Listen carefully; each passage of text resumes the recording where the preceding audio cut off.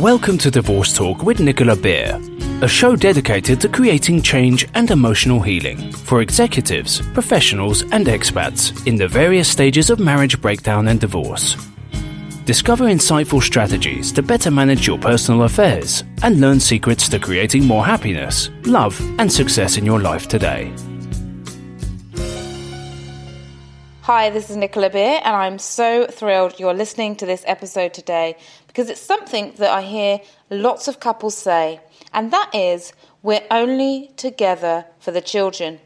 When couples say that to me, or when they say we wouldn't be together or we wouldn't stay married if it wasn't for our kids, I can't help but feel concerned for their future happiness, for their marriage, and I like to suggest an alternative plan. You see, when couples think that, they say that and they believe that, they damage the connection between them even further, as it implies they have willingly agreed to a life of misery, accepting something they wish they could avoid.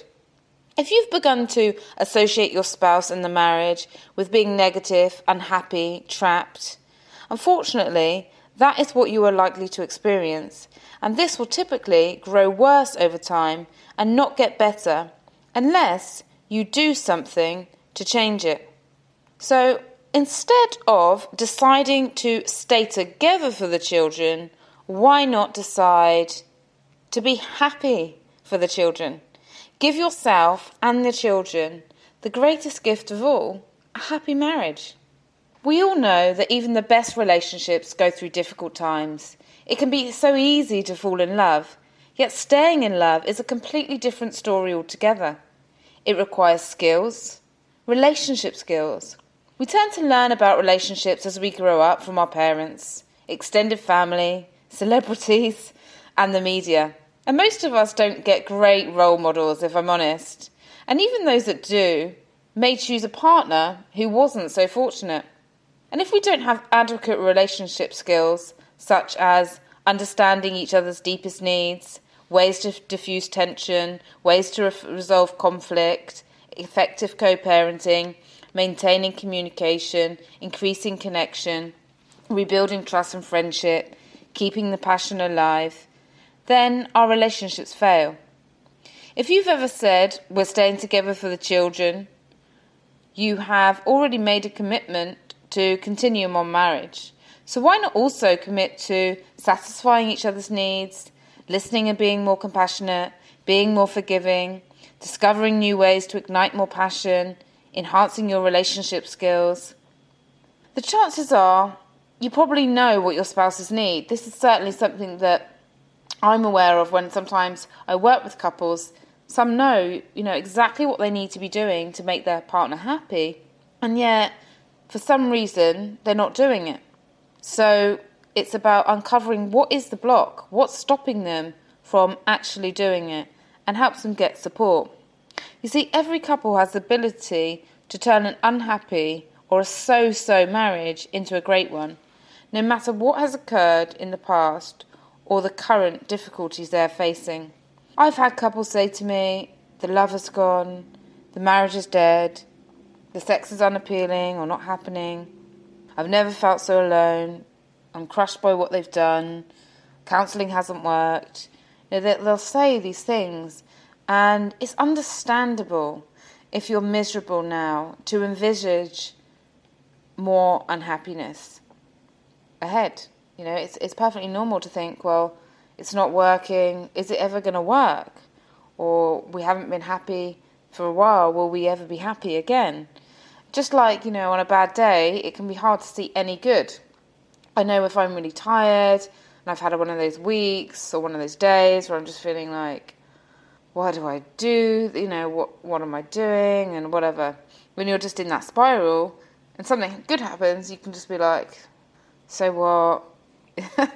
But it can be like that for people when they have a bad spell in their relationship. But what you've got to believe is, even if you think right now, nothing can work for you, it's beyond fixing, you just need to make a decision. All you need to do is make a decision that you deserve better, that you're going to have better, and then take action. We only live once, and our children only get one childhood. So if you have chosen to stay, decide to get back the passion, love, respect and fun. Be the role models they need. You can try to do this alone or work with an expert, which most likely will help you get there faster. You just need to pick a therapist that can make a difference, not just one where you talk about feelings and problems. If you do decide to repair it alone, then my magic formula is to start with the 3 A's. Start with appreciation, admiration and affection. This can go a really long way in increasing the happiness. If this seems too much effort for you and you decide nothing else, definitely ditch the belief that you are only there for the kids to keep them together. Recognise that there is never just one reason why couples remain together. There are many, like companionship, family ties, sex, financial security, a person to grow old with, divide responsibilities with, shared memories with. Create a family unit or business with. So there's lots of different reasons why we are with someone. And if none of these reasons are also true for you, then create a shared meaning. If you're thinking, look, we haven't got any other meaning for the marriage and for the relationship other than just the children, create a meaning. And this can be really powerful. So I really recommend that you do that.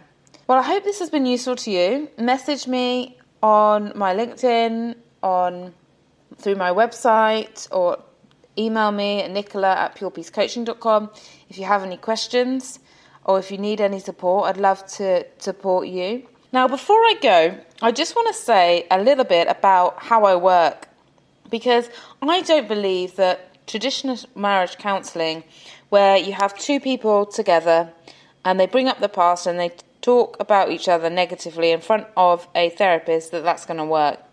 And there's 4 main reasons for that. So let me just share this with you. 1, it runs the risk of making things worse, as hearing each other complain typically creates more shame, which can lead to further shutdown and withdrawal. Because when we feel shame, we just say, okay, don't tell me again, I don't want to know, and we just shut down. It also ignites more fear and doubt. And fear and doubt is never good in a relationship because it can lead to someone to leave. And replaying how bad something is, it just creates a lack of hope, and a lack of hope trapped, and so sometimes it can just make things completely worse. 2 is relationships constantly trigger us. We may get triggered and be overwhelmed with anger, resentment, jealousy, distrust, fear. We may want to isolate, to run away, to lash out, or do something destructive because of this. These triggers are always about us, more than just our partner's behaviour. They're about our past experiences, how we interpret things. So we need to work individually first to identify and deal with these unresolved triggers. 3, it's a false environment. What do I mean by that?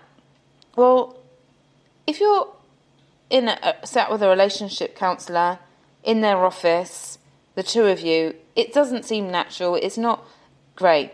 And when you're rebuilding, when you're creating a new plan to live together, when you're telling each other you love each other, when you're saying, you love them and you want there to be this special union and a special bond between you. When I hear couples come together in front of a therapist, often, and this is the 4th reason, I hear them get stuck in their story. And yet the story is almost always never the real issue. It's always something more deeper that has to be resolved at the core values of the relationship. And so you don't want to waste your money and your time talking about the story, talking about what's really going on. They did do that, or they didn't do this. That's the story. If you're talking about, they really annoyed me, at this event, they ignored me, or they came home late, or these events, deep down there's an underlying issue. I felt lonely, I felt betrayed, I felt victimized, I felt disrespected. I felt dishonoured. I felt unworthy. These are all things that need to be dealt with. And sometimes you can't deal with them because they're so deep that you need to be working one-on-one with someone. You need to be brainstorming. What are you really feeling there? And for that environment and for that deep honesty, it's so much easier one-on-one. And then you can look at the story. Or then the story isn't important when you're dealing with the real issues there.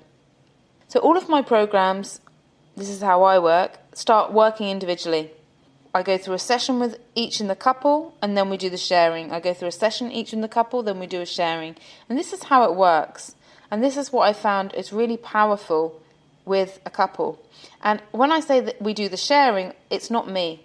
It's the couple go for a nice romantic meal, and they follow a plan that I give them that says, say what you love about each other, say what you appreciate about each other, say what your discoveries were in the session one with me, share what your discoveries two are, because I cover relationship needs, I cover the things that destroy love, and lots more other things, and that's how I work. So that's just to answer that question, because lots of people are saying to me, I know you're different to other marriage counsellors, how does your program work?